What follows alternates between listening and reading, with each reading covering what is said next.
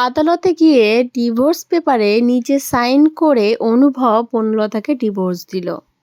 পুরোটা জানতে ভিডিওতে লাইক দিয়ে চ্যানেলটা সাবস্ক্রাইব করে দেখতে থাকুন। কোণে দেখা আলো সিরিয়ালের নতুন প্রোমোতে আমরা দেখতে পাবো বনলতা যখন বুঝতে পারে যে অনুভব তাকে ডিভোর্স দেবেই, তার সাথে আর থাকবে না, তখন বনলতা লাজুর কলেজে যায়। গিয়ে লাজুর সামনে ন্যাকা কান্না করতে শুরু করে দেয়। লাজুর সামনে ক্ষমা চায়। লাজুকে বলে, আমি যা করেছি সেটা ভুল করেছি লাজু, তোর উপরে রাগ থেকে করেছি, তুই আমাকে প্লিজ ক্ষমা করে দে।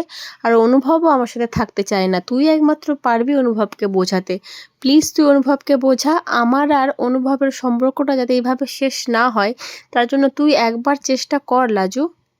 লাজু বলে, ঠিক আছে, আমি দেখব। তারপরে আদালতে অনুভব ডিভোর্স পেপার এনে নিজেই সাইন করে দেয়। তারপরে বনলতাকে সাইন করতে বলে।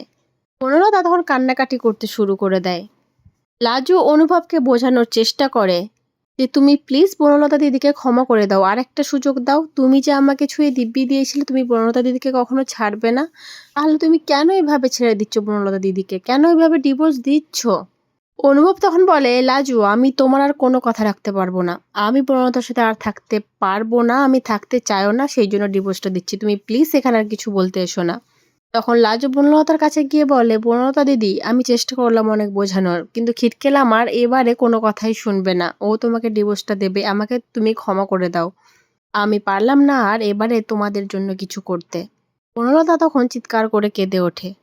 তো বন্ধুরা, এরকম একটা প্রোমো দেখতে কে কে চাইছো? কে কে খুব খুশি হবে যে অনুভব বনলতাকে এইভাবে ডিভোর্সটা দিয়ে দিলে?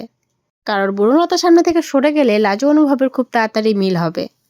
আর আমি জানি তোমরা মন থেকে চাইছো যে লাজু অনুভব যাতে খুব তাড়াতাড়ি একসাথে হয়, একসাথে সংসার করে, একসাথে থাকতে শুরু করে, তাই তো বন্ধুরা?